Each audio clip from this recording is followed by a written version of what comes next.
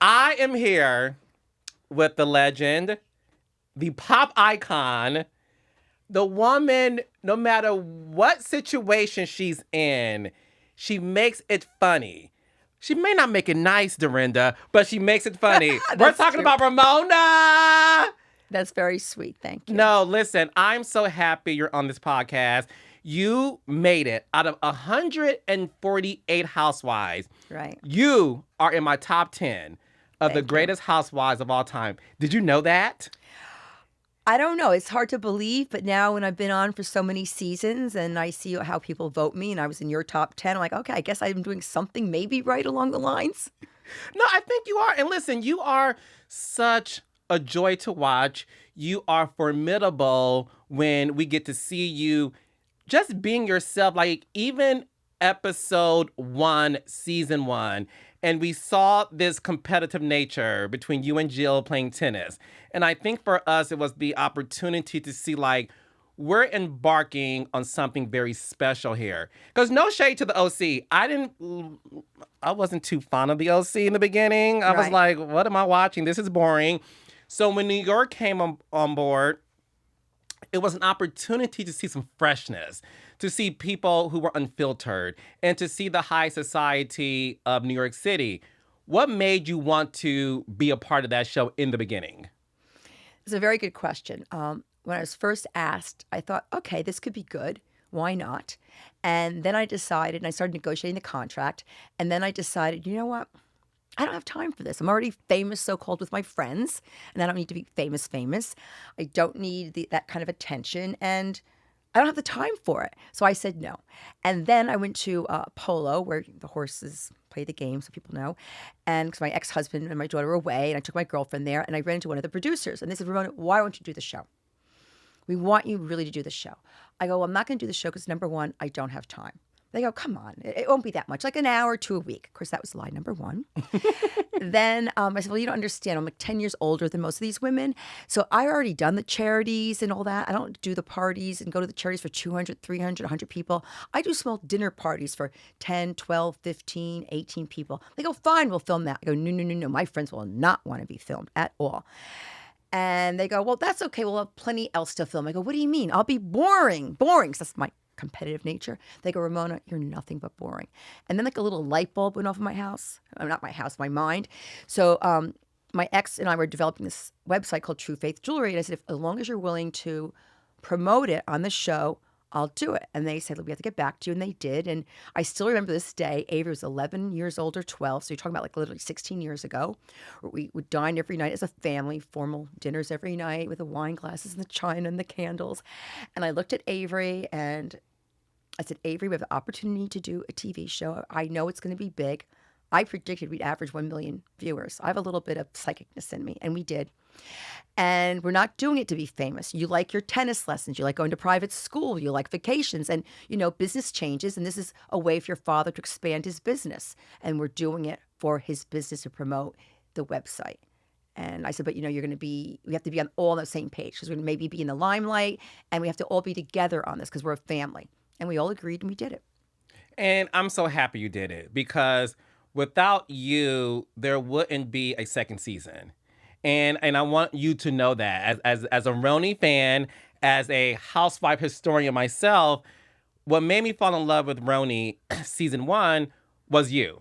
Really? Bethany was great, but Bethany at that time, because she was in a relationship, so she wasn't and I mean this respectfully, she wasn't the loudmouth she is today. Well, she wasn't as expressive. She was being a little hindered because she had a very wonderful boyfriend who had a very important, important job, and she had to watch her P's and Q's a little bit, which I respect.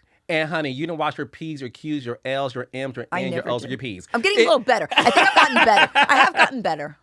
Well, I don't want you to get better. I want you to be Ramona. Just a little better.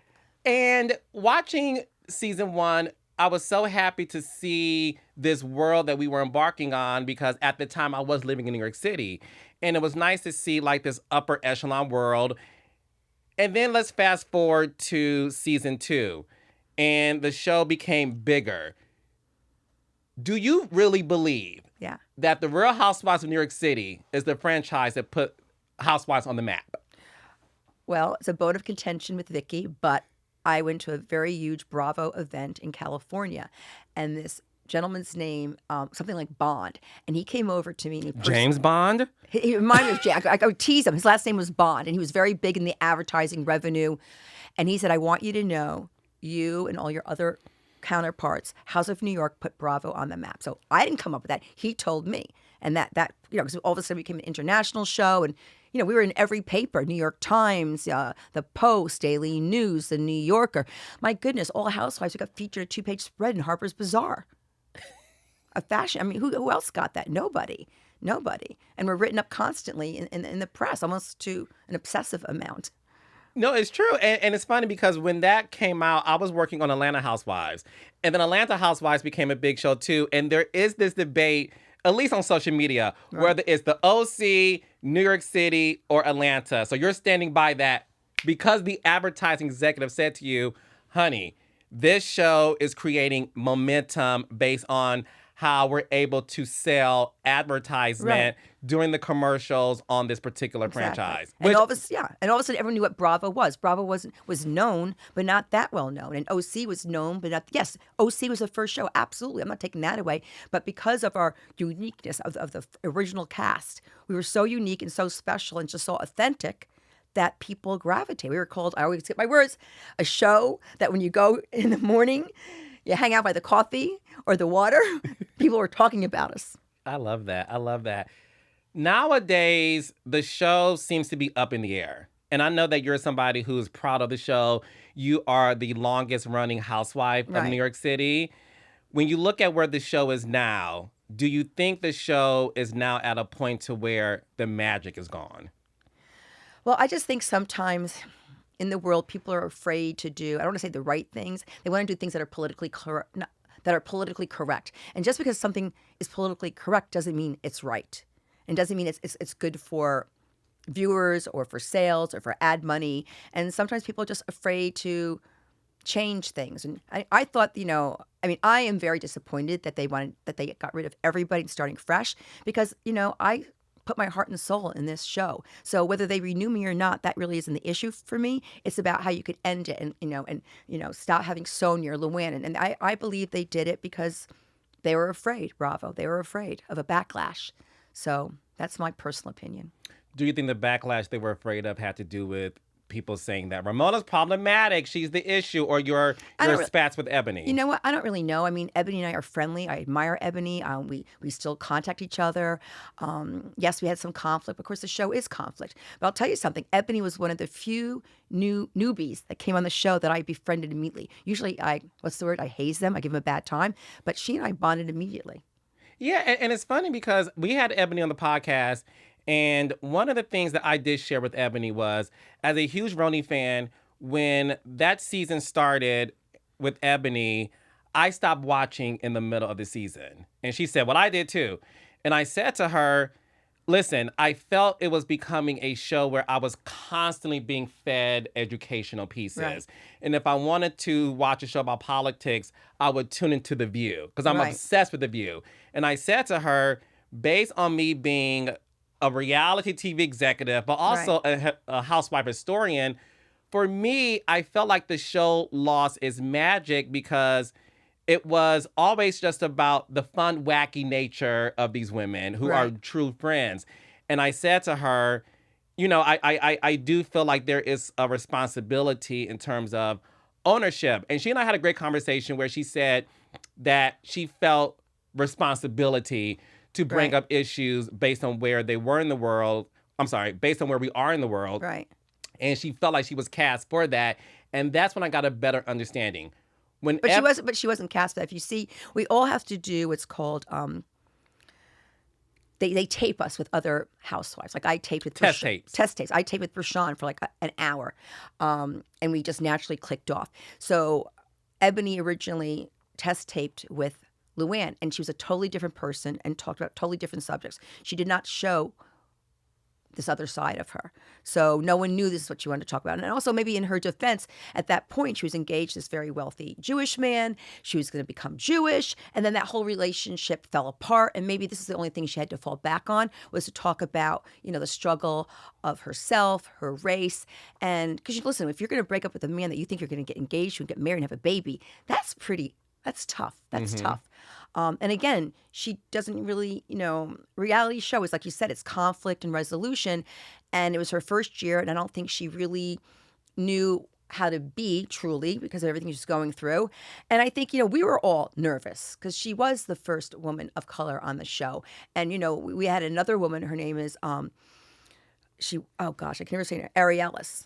I think it is, that we were all friends with. And I think it's because she wasn't truly friends with us that made a difference. But though we all did bond with her, we kind of liked her. But you're right. I think she felt she had to take a stand. And because of that, we lost viewership. I respect her for wanting to take a stand, but I don't respect it because I don't like viewership because I'm competitive. You wanted to stay number one. I want our show to be, what our show is. Women tell me, Ramona, I get home and I have my glass of wine ready. I'm ready for turtle time or a vodka, and I just can't wait to laugh. And, Ebony brought up a lot of great viewpoints, but it's meant more for like a show like The View or for The Fox, where she came from. People are meant to be entertained on our show. They don't want to be preached to. Listen, we all like to learn. I'm learning every day, and I like to learn about different things and different people and different habits and religions and customs, but no one wants to be preached. It almost felt like she was like a teacher to us, and I was bored, to tell you the truth. It became boring. And if I'm bored and I'm filming, and this is how I make my income, I can't imagine how the viewers felt. When you were filming that particular season, when did you feel like, oh shit, this show is going downhill? When we went to Salem, Massachusetts. So we're in Salem and we're all bonding together. And then all of a sudden it turned to politics again, to politics. And I'm not a producer, but I could, I think at this point, produce, just like you worked your way up. And obviously the people that were on site weren't doing the right thing to change the subject. So I went into the bathroom and I made a phone call to the head of Shed, to Lisa. And I said, listen, Lisa, it's happening again. Viewers don't want to watch this. It's enough of politics. Enough of it. Are you a Democrat? Are you a Republican? Who are you going to vote for? The viewers don't want to know that. That's not what our show is about. And I go, can't you tell them to tell her to switch? No, we can't do that. You figure it out. I'm like, okay, gosh, it's on me again. So I walk out and I go, okay, let me just change the mood.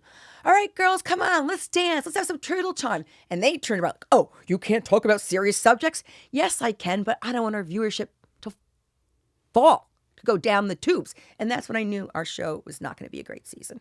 But let me ask you this. Carol Radswell was also somebody who constantly talked about politics. Absolutely. Is that why you knew, okay, guys, we're stepping into another territory where people are talking about politics? Because you guys did get ridiculed that season, right, where it was Trump versus Hillary. Right, for the election.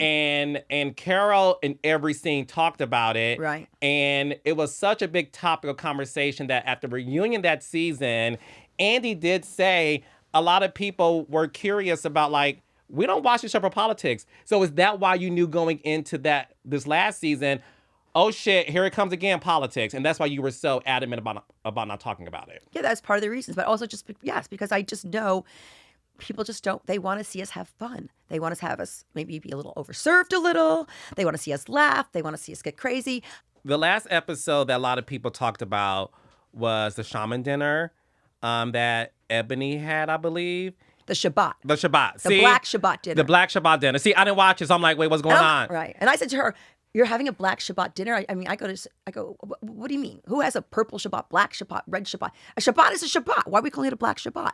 Again, she was making race about everything. And listen, everyone should promote their race. I'm Ukrainian. You're Polish. You're Afro-American. There's nothing wrong with that, being proud. But it almost was like being pushed down everyone's throat. And that was it was overkill. It was overkill. Do you think Ebony is responsible for the show not being renewed in its origin and having to be this split in terms of legacy, RHONY, and a new diverse cast? I don't think you can blame a person. I think you can just blame Bravo. Bravo made that decision. I don't think it's a good decision, to tell you the truth. I mean, I don't read Instagram a lot. People are like, "Oh, why are you having two shows? That's like ridiculous." You know, I think it's ridiculous, but that's my opinion. I mean, Bravo. Listen, Bravo's been very good to me. I got paid very well. It opened up a lot of doors for me, but I still don't think it was a good decision. Where were you when you found out that the show was being split into two? I was in Aspen skiing because ahead of time we had a producer and she was like shocked. She goes, "Wait, they were waiting for things to die down and before they were going to start filming." Because just so you know, we were supposed to start filming in September 2020, right after she was going to be renewed and everything until she made some accusations that weren't true about me. We were all set to go. What did she say that wasn't true about you? She went to Human Resources, which was really hurtful to me, and plus it was not true. It was founded untrue that I was a racist, and I'm a lot of things. You can call me unfiltered, not polite, always in a rush. I forget people's names. Yes, I'm all of those. But one thing I'm not a racist. And the press picked that up and they had a field day. And that's one thing. That's the only negative I don't like about the show is what the press writes, because they'll take a small narrative and just inflate it and make up things. I mean, I actually went to a lawyer to say, "Can I sue the Post?" It's just very hurtful. And everything was unfounded. But because of that, we didn't do a reunion, which I didn't know initially. And people were like, "Oh, well, they're not doing the reunion because Ramona refuses to do it." And I'm like, no, this is my job, my position. I always fulfill my position job, and I'm not afraid to do anything. And she's afraid to face Ebony. No, that's not true at all. So that already started it, and I didn't know that. And because of that, we did not film the reunion. And because of that, our show didn't film in September because Andy told me himself, because we have a good relationship, he said, "Ramona, we normally don't start doing the next season until after the reunion airs, but we're going to start after we tape the reunion, and then we're going to start filming." So we all would have had positions, even Ebony, all of us, because of what went down, it didn't. And everything she founded was untrue and unfounded. And I can't share some of the things I found, but they were like almost made up fabrications, which is even more hurtful. Is that the reason why? Because when she was on my podcast, I brought this name up. I want to be very clear that it was me. I asked her, was she blackballed from the cast because there was stuff in the post and in the press that detailed the cast wasn't. They were shunning themselves away from her, like distancing themselves away from her. And I did ask her, like, did you feel like you were blackballed from the cast? And she said, "I'm not going to use the word blackball. If you're asking me if the cast and I weren't together and I felt distant, then yes." Was this ongoing investigation the reason why you and maybe the other cast members just weren't around her as much? Well, no, what happened was, if you see the last episode, we really came together as a team, as a cast. And I really wish it happened earlier, where Ebony finally loosened up. We felt more comfortable around her. We weren't on pins and needles. And it was fabulous. We all left on a fabulous note. But then, again, she likes to write things in the press, and the PR department couldn't control her. She would say things and give interviews that she shouldn't have given. And she'd say things she shouldn't have said that, really were hurtful, not really truthful. It was her viewpoint. But it made us feel not good because, we're a team. Like, you and I can fight on the show, but I'm not going to say something shitty about you to the press once the show's over. Like, why? What's the point of that? So I think what she said something about that and I called her on, and I had dinner with her, that we dehumanized her. We dehumanized her. She felt less than human because we were more sympathetic to Leah losing her grandmother than her losing her grandmother. And I'm like, when I went out with her, we went to dinner, I go, "But you didn't talk about her. Leah was constantly crying about her grandmother, telling us left and right, you're our new friend. We're not going to be intrusive. We're trying to be polite. You didn't divulge how upset you were." Yet she turned it around and made us all look, I think, really bad. And it really hurt my feelings terribly. And I said, "Promise me, if you ever have a problem, come to me directly. Let's talk it out. Don't go to the press to say things that you haven't even talked through us." She goes, "Well, I'd watch the show and I see things and they get me upset." I said, "Then pick up the phone." So she would run to the press. And that was just upsetting to all of us. Where does your relationship stand now with Ebony? Well, I called her again recently. She was avoiding my call for a month or two. And I said, "I don't understand why you report me to Human Resources as a racist. You know I'm not. I'm a lot of things, but I'm not that. And I don't understand why you would say that." And she goes, "Well, because, Dave from People told me A, B, C, and D." Well, I know Dave never said that. Plus, I know I knew for a fact other things that she said that came back to me from head people at Bravo, which they said, I don't know where she got this information. She's making it up. We never said that. So she was found wrong on a lot of accounts on her accusations. They were complete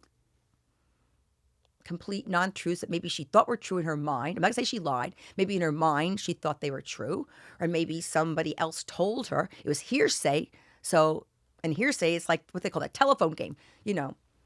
So, yeah. So I called her up and she said, that's the only thing I said. And, you know, and only, this is the craziest thing, okay? So when I was getting investigated, the lawyers are calling me up and I had no idea this was going on. And I'm in Aspen and I rented a place there for the month. And they're saying, well, you have these allegations. And I said, you know what? I'm not going to be threatened and I'm not going to be intimidated by this because you could be. I'm just going to be Ramona and just be totally calm and not answer yes or no and make it like a conversation. And I said, well, I'm really shocked that she made these accusations against me because I have a video of her on my phone saying, Ramona, I saw you watch That Happens. You're so girl. And sister, you and I have the same taste. See that outfit you got from Camilla? With love, I got the same one. And my mama, she loves you. She thinks you're the best thing. And they go, their mouths drop. They go, when did you get this? I go, August something. It was like after, I guess she made even the accusations. And I sent them the video. They were shocked. So she's acting like she's my best friend and she loves me, but yet she's accusing me of horrendous things that could ruin my career, actually, you know, because that's a horrible thing. I mean, actually, you know, some things I was hurt career-wise because of her accusations. You were? Yeah, financially. Like endorsements? Yes. They go, we know she's not, but, you know, we can't go there right now. So, yeah, I lost a lot of money because of Ebony. Well, listen, we lost the reunion, 6 figures. We lost doing another show, 7 figures. So, yeah, I lost a lot of money, Ebony. Thank you. Are you the only one who feels this way, or do your other cast members feel that way, but they're too afraid to talk about it publicly? You know, you're making me feel so comfortable that I would never talk about this publicly. So I hope I don't get an outcry from this. But they all feel this way, yes. And we all like Ebony. It's not like we don't like her. You know, Luann finally met with her, and she's fine with her. You know, it's just, I don't know. Ebony just has a stick up her butt sometimes. I don't know. I don't know what it is. I don't know Ebony that well. You know, but, you know, she has a relationship with Sonia. She made up with Luann. Leah always cared about her. I always liked her. And, you know, we're stunned and shocked by how things went down. And they should not have gone down that way. Are you going to be a part of Roni Legacy? I really don't know. Number one, I don't know if I will be. And number one, I don't know if I want to do it again. Why? For a lot of reasons. I'm much calmer now that I haven't done the show. I know this is like an oxymoron, but I really don't like being recognized. All of a sudden now people aren't bugging up me, you know, they're like, oh my God, it's you, Ramona. I know you're on a date because I have a photo. You know, I don't like all the attention. And guess what? The men I date don't like all the attention. How about even my girlfriends? My girlfriends don't. You know, they'll say, oh my gosh, Ramona, I used to go out to lunch with you and 20 people would come up to you. Now it's only 1, you know? So I don't like all the attention. I really don't like the press. The press stressed me out with all of that stuff. That was really, really very hurtful and made me really unhinged. And I realize now I'm so much more relaxed. All my friends say I'm 50% more calmer. I still have that high energy, but I'm not as hard ass. There's something more gentle. And, you know, I'm actually able to date now in a better way. And I just think it's, you know, I've been there for a long time. I mean, never say no, never say never. But I also feel like the legacy, like how can it be really good? The people who they're going to bring back are people they didn't want to renew anyway. So what are you going to call it? The loser show? The loser legacy? Ramona. So allegedly, Legacy would be, I mean, listen, and I want to say this to you, and I mean what I say. There's no RHONY without Ramona Singer. Like, there's no Legacy. There's no RHONY. So in our world, right, the Housewives fans, the historians, we believe the legacy is Ramona Singer, Luann, Sonia, Dorinda, maybe Bethany, which I'll get into later, and allegedly Kelly Ben-Simone and Jill Zarin. Right. Is that a cast you can get down with? I don't know because, you know, I like Kelly. We have a friendship and I think she's beautiful and she's smart and she's successful. But there's a reason why she was let go after 1.5 seasons or 2 seasons, you know? Sonia's been on for 10 seasons. Luann, you know, a long time. Me, a long time. Jill, they got rid of her after 3 seasons. There was a reason for that. And I like Jill. She lives in my building. We're friends. I had I had not Shabbat dinner with her, but Rosh Hashanah dinner with her. So, but I just, from a producer point of view, yeah, from a selfish point of view, yeah, this is good. I'll get paid money and it'll be good. It'll be fun. No, from a producer point of view, I don't think it's such a good idea. What would you like to see? If Ramona had the right to cast women around her, who would be around Ramona on a new RHONY Legacy or whatever type of show? No, I would just, go with me, Luann, and Sonia, bring on some new cast members. I think people, near like in their 40s, mature women who are successful in their own right, whether they're married or not married. Dorinda, I'm not sure if she should be a full cast member, if I make her a part-time cast member. And then if she proved herself the next season, make her a full-time cast member, because some things happened that weren't, which she knows, which was difficult during RHONY, where they'd call me up like, what's wrong with Dorinda? We're watching the tapes and she's so mean. Can you help her? Can you fix her? Because, they would always call me, this person's doing this. And I was always like the group leader. And I always would think like a producer, I'd watch out for You're everyone. the force multiplier. Whatever you want to call it, but I want a successful show. So I think Dorinda is great TV. She's fabulous TV. When she's on. But she does sometimes have a side of her that can be very angry, which is not pleasant for viewers to watch. And tell you the truth, not pleasant to be around. Did you see Dorinda on Ultimate Girls Trip? I saw a little bit of it. What did you think? I don't know. What did you think? Come on, you're such a producer, a force multiplier, and my co-host. Look, I like Dorinda. Everyone loves Dorinda. No, Dorinda's a fun girl. Now look, watching Ultimate Girls Trip, Dorinda had her moments where I was like, ooh, girl, let's reel it back in. Let's reel it back in. Because listen, I think Dorinda, and you tell me if I'm wrong, I think Dorinda really wants to make a good TV show. Absolutely. And I think Dorinda puts a lot of pressure on herself to make a good TV show. And sometimes that pressure can mean drinking things to relieve yourselves, to be calm. But unfortunately, it just makes you more... Very well said. Yeah. Very politically correct and polite. And I agree. No, I agree. I could have said it better. I agree. Yeah, that's what I get from her. That's why I said if I was a producer, I would put her on full. I'd put her on as a friend, and then work her way up. Yeah. Now, and if she, and I wouldn't tell her this as a producer, but I'd make her a friend. And if she proved herself after, taping for 3 weeks or 4 weeks, or for the whole season, if she just continued to do it, I would just make her a full person, and she would never, people wouldn't know she was a friend. Yeah. You'd make her a full-fledged housewife. But just give her that little goal, that challenge, so maybe she can relax herself in a more natural way, Yes, milestones. I love that. You're such a producer. I love it. What about Bethany? Do you think Bethany's needed for the show? Bethany's always great for TV. She really is. But Bethany will never come back. I don't think so. Well, never say never, I said. So I don't know. I think she's in a different place now. She has a significant other in her life. Her daughter's getting older. She realized how precious time is with her child. It goes so fast. So she's able to do her podcast remotely from her home, which is fabulous. So she's still getting, everyone loves a little bit of love and attention from the fans. So she's getting that, and she's making money, and she has a mark made and doing extremely well. So, if I was her in her shoes, I wouldn't be doing the show. That's for sure. Do you think when Bethany was on the show was better? The show is different. I don't know if it was necessarily better, because when she left season 3, season 4, our ratings improved. They didn't get less. So if it was going to be, so she left at the height of our popularity, and yet season 4, the ratings were even higher. How do you feel now that Bethany is being referred to as a TikTok influencer? I don't really pay that much attention to TikTok, but I know she's doing it, and if she is, good for her. Are you surprised that... No, because, Bethany's very bright. She's a really smart girl, and she knows the trends, so it's happening. She knows the trends, and she gets behind it, She does, and she's very smart that way. And I know she's doing something that was kind of funny. I think she did stuff with makeup. So maybe she's going to come up with a makeup line. And I thought it was really funny. Like, this is good, this is bad. I like this, I don't like this. And I think she's hysterical. Do you want to continue in reality TV if RHONY Legacy is not a possibility? If that show wants you back, or you don't want to go back, does that mean Ramona Singer is finished with reality television? I don't know. That's a very good question, and I can't really answer that. I don't know. I mean, I know I enjoy it and I know I'm really good at it, but I don't know. I don't know if maybe I'm at a different stage in my life right now and I want to do something different, you know? I don't know. I can't answer that.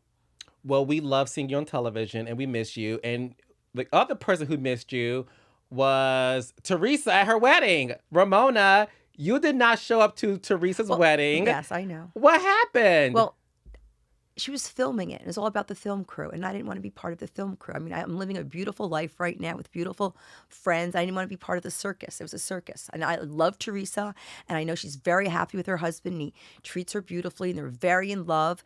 But, yeah. When you discovered Ramona Singer, that in a spirit of happiness and celebration of love, you mistakenly posted Teresa's invitation with the website and password included.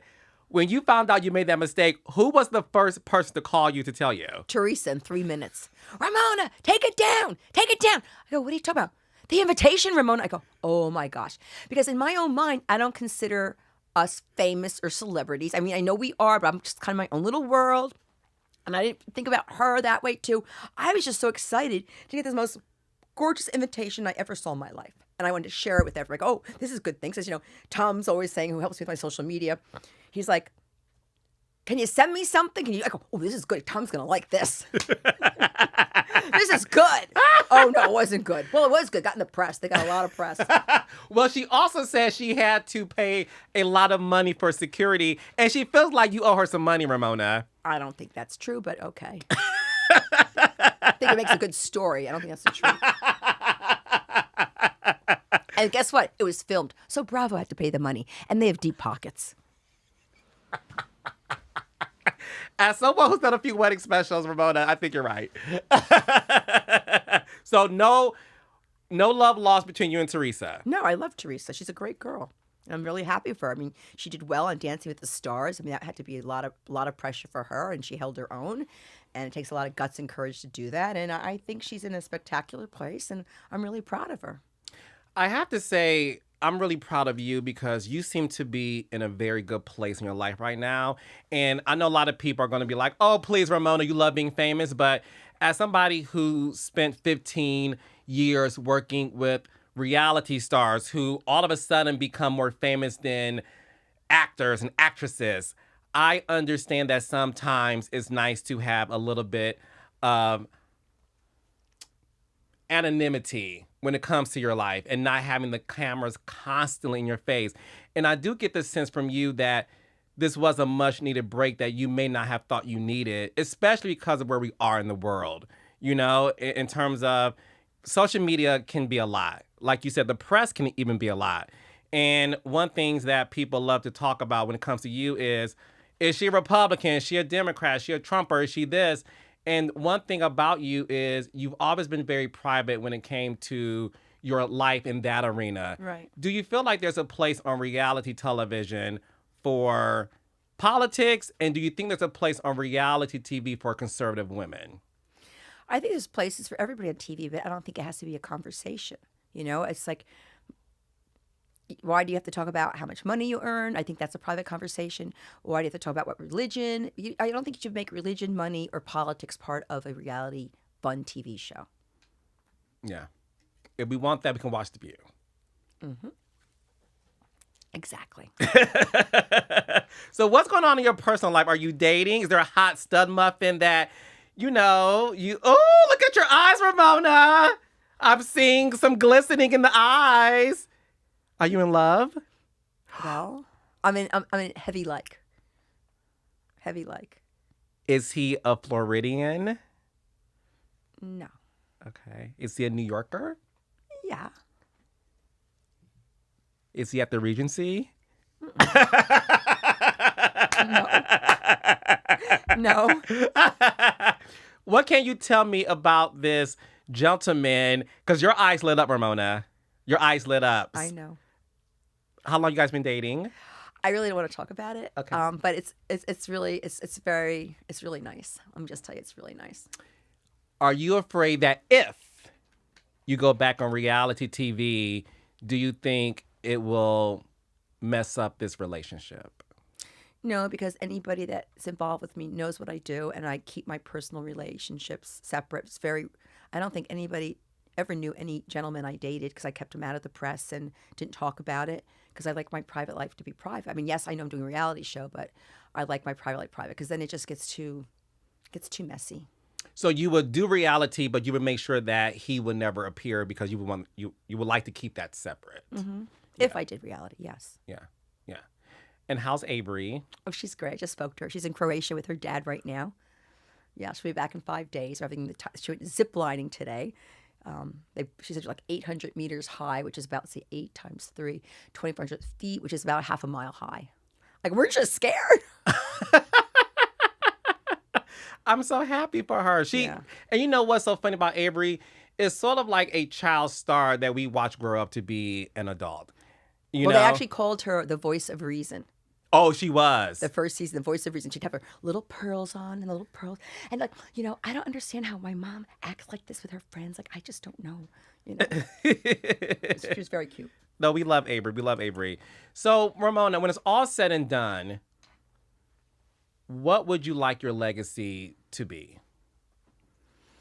Well, I think the most important thing that people, and Bravo didn't really, they decide how they want to edit you. I mean, yes, I'm acting certain ways, and of course the camera doesn't lie, but they decide what they want to focus on, and they don't show the whole picture. So there's a big side of me. Well, I'm self-made. I was the first housewife on RHONY that, I had my own career, my own money. I had my own homes that I paid for, successful businesses, and they never really showcased that. And they do a little bit in the beginning, and my mother always told me to be independent, and that's why when I got divorced from my ex-husband, my lifestyle didn't change because I was a big earner in that marriage, and I had a lot of money saved, and I know how to make money, and I'm instilling that in my daughter, and women tell me that they're instilling it in their children, and women tell me how proud they are of me and how, things I did. I was the first woman on HSN jewelry. I developed a Pinot Grigio, so I did all these business things, and I just hope, to empower women that way, but the show can't always be, it's not always empowering women, which that's the one thing I didn't like, to tell you the truth, about Bravo. They didn't showcase me that way. And they don't, a lot of times they're kind of condescending to women, I think, a little bit, in my opinion. But it's a fun show and it's escapism. But I think, that's the thing that I feel most proud about, that when I still get, even, women DMing me, I'm in a bad marriage, I need to leave it, and, I need to start my own business, or, whatever you may need to do. Yeah. No, listen, and I think you will go down in the reality zeitgeist as one of the greatest reality stars, not just housewife. I think you are probably one of the greatest reality stars to exist because you've always operated in who you were. And as somebody who makes a living working with people who become reality stars, I know that sometimes people like to play up to the cameras, right. Or no, they censor themselves because they don't want to get canceled, and or they don't want to be held responsible for things that happen. And I will say this, unlike most OGs, right? And I want to give you this, unlike most OGs, you have always been graceful and grateful for the opportunity, to the network, and to the show. And you have never badmouthed anything. You've always just been like, it is what it is. I'm going to live my life. And that's the reason why, Ramona, I really want to say thank you for coming on the podcast, because I know you don't do a lot of press, honey. And this means the world to me, because it is the fact that you felt so comfortable knowing that this would be a conversation of someone who really wanted to give you the opportunity to express yourself, but to also make sure that you knew that me and a lot of people who look like me and the world, we love you and we want to see you back on television. And I'm going to say this, there's no fucking legacy without Ramona Turtle Time Singer. Okay? Yeah, and that's in the alternative dictionary, Turtle Time. How funny is that? Are you in the Webster Dictionary? The alternative dictionary. Yes. Ah! And that was an Emmy moment when I did Turtle Time with Beth. I go, come on, girls, it's Turtle Time. Because it was a turtle club or something. That's an iconic moment for sure. And my runway, when I look like a deer in headlights. Yes. Oh, my goodness. Yes. Now, listen, you're a pop icon. You really are. And I just wanted you to know that We love you. We miss seeing you on television, and we're hoping that one day we can get that back on television. Well, it was really easy being with you. I can't even believe how I opened up. I was more unfiltered than I even intended to be, but it's because of your genuine and warm spirit and energy that made me do it. So good for you. Thank you, Ramona. That's why you're such a good host. Oh, well, thank you for that. I like to think so too. So I appreciate that. Now, where can people find you, follow you on social media, all those wonderful things, and support you in your businesses? Yeah. I'm on Instagram, Ramona Singer. There you go. And if you happen to become engaged and would like to film a wedding special, you know who to call. You're so funny.